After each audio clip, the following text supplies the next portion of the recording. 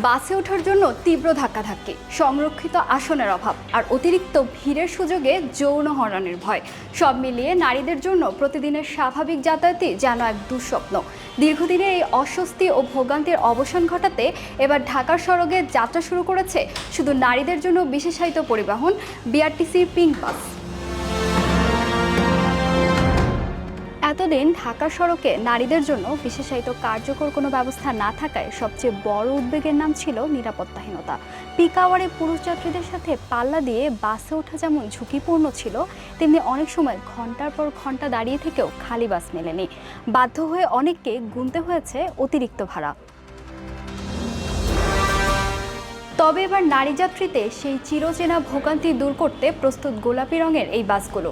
এর সবচেয়ে বড় বৈশিষ্ট্য শুধু যাত্রীই নন, এই বাসের চালক থেকে শুরু করে কন্ডাক্টর দুই দায়িত্বেই থাকছেন নারীরা।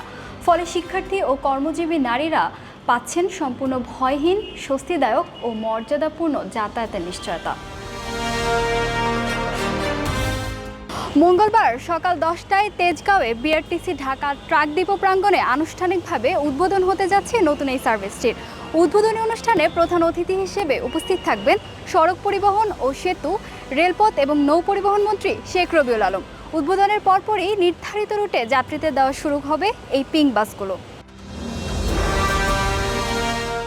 পরিবহন খাতে নারীদের কর্মসংস্থান তৈরির পাশাপাশি সড়কের নিরাপত্তা বাড়াতে এই উদ্যোগকে ইতিবাচক হিসেবে দেখছেন নগরবাসী। তবে নির্ধারিত সময় মেনে চলা এবং নিয়মিত বাস সংখ্যা বজায় রেখে এই সার্ভিস বাস্তবে কতটা কার্যকর সেবা দিতে পারে, এখন সেটিই দেখার বিষয়।